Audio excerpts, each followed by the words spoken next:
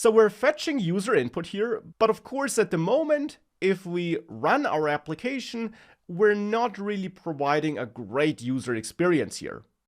It's not obvious for which kind of input we're waiting here, or that we're waiting for any kind of input actually, because we're not telling the user of this application about our intentions.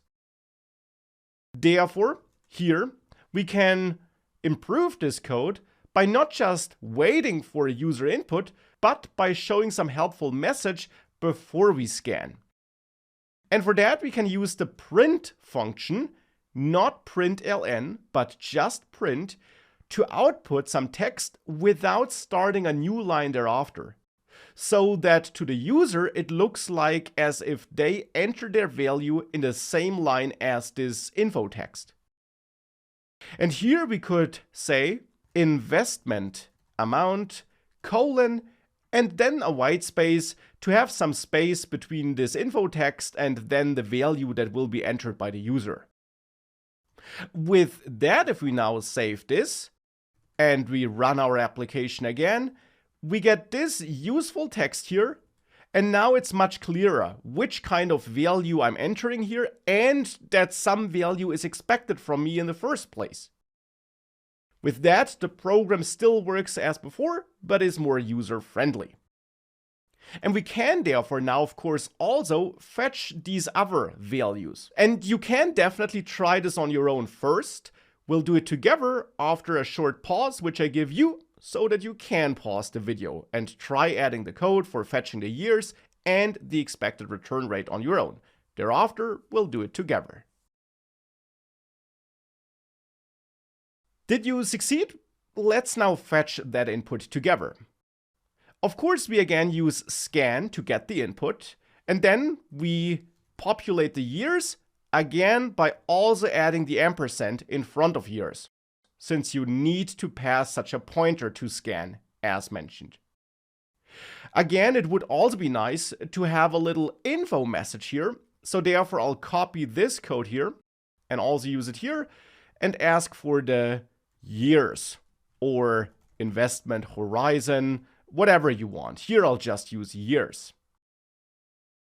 And of course I also want the expected return rate, so I'll copy that and actually ask for that before I ask for the years, but that's of course optional. And ask for the expected return rate like this, and then by populating expected return rate like this. So that should work.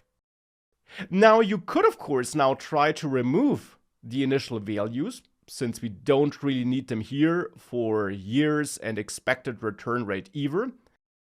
But if you do that, you'll get an error, because you can't declare variables like this. That's too short. Go doesn't really know what you're trying to do here.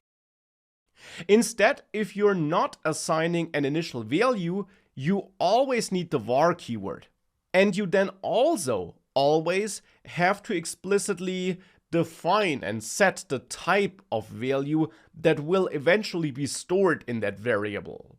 Because in Go, every variable must have a clear assigned type, because Go is a statically typed language, which in a nutshell simply means that every place where a value is stored or used must have a type that's clearly defined, and therefore here we must let Go know about the type of value that will eventually be stored in years. And here it of course can't infer that because we have no initial value. If we had a default value, we would not need to do that, but here we need to set a type. Now we could also migrate the expected return rate to this notation now, but we could of course also say that we maybe want a default value for the expected return rate here.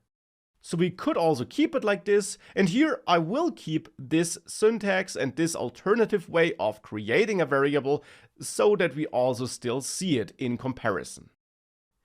With that though, we're now defining all these variables and we're fetching all that input, and that should therefore be it.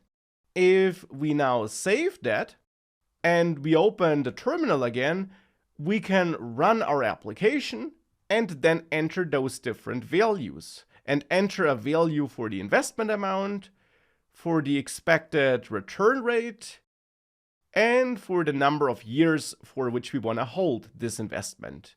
And as a result, we'll get this output here.